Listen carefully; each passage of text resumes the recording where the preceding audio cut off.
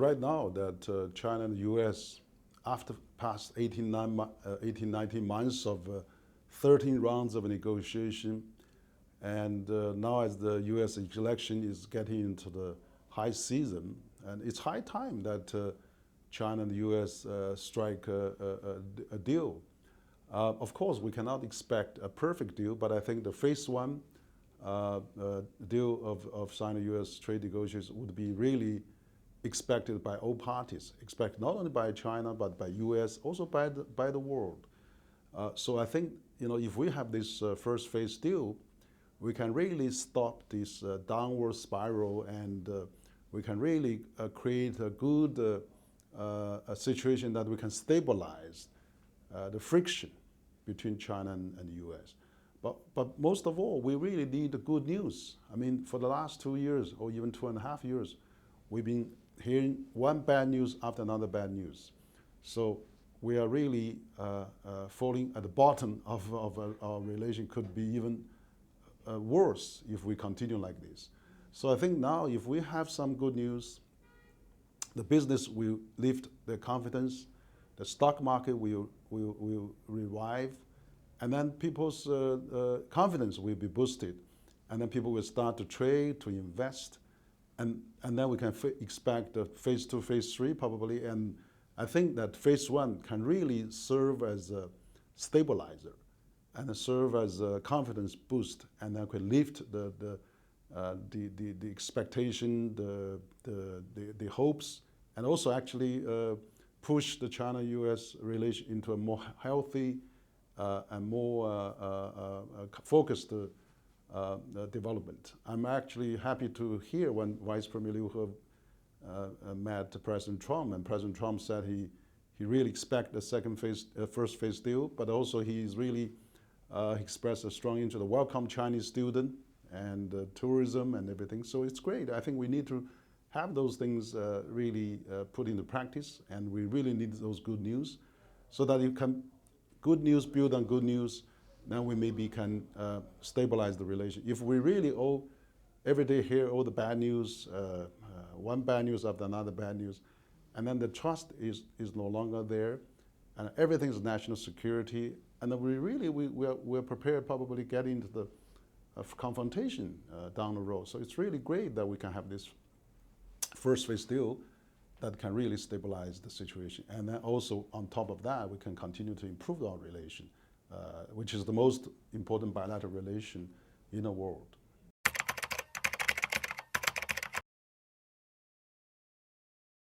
Currently, we actually, I think China and the U.S. Has been 40 years in its diplomatic ties, and China and the U.S. has actually now have the largest bilateral relation. We have about almost 500,000 Chinese students in the United States.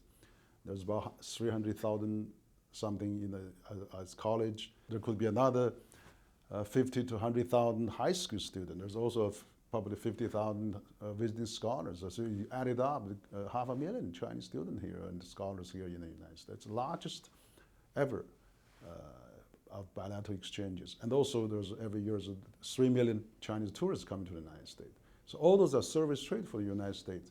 And so that's really, I think we have to really realize that the people-to-people exchange is still very strong. Every day there's 20 to 30,000 people fly over Pacific. Several dozen flights flying over every day. So it's important to remember that there's the U.S. company, a lot of them generate more income in China than in the United States. So really we need to realize the importance of the bilateral relations. But I think the fear and also the worry that some U.S. Friends have on China is because China has a different system in the last 70 years.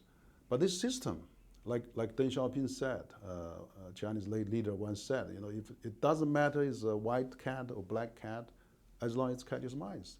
So if the Chinese system can lift 800 million people out of poverty, if they can increase the Chinese people's life expectancy, double that in the last 7 decades, if they can generate 30 to 40% of world GDP growth, if they can become the largest trading nation for 130 countries, most of all, if they can generate 6-7% of GDP growth and really have this 1.4 billion people become the largest middle class market in the world, we probably should let China have a try and let it be, and we probably going to accept that.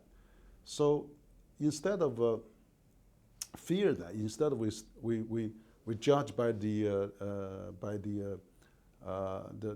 ideological values. As Professor Fukuyama said, it's not the end of history. We actually have to continue the history. We have to have the new experiment. I mean, it's not invisible that imaginable that you have planted a Western system into China, China would converge with the United States, because that doesn't work. We have seen Arab Spring. We have seen many other countries never worked out with Western models. So don't expect China to be totally converged with the Western model. But just China is like other Asian countries like Singapore or maybe even like Japan. It's one party in power, but that party has to deliver the most important economic legitimacy for its people.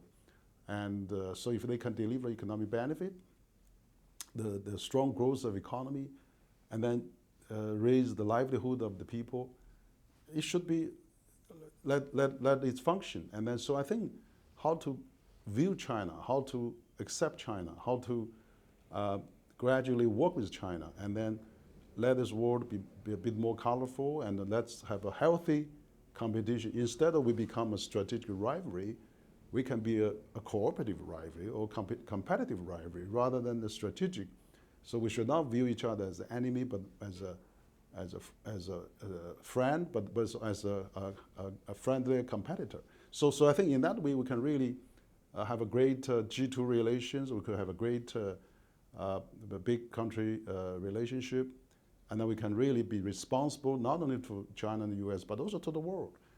The world really needs big countries like US and China to demonstrate the unity and the leadership.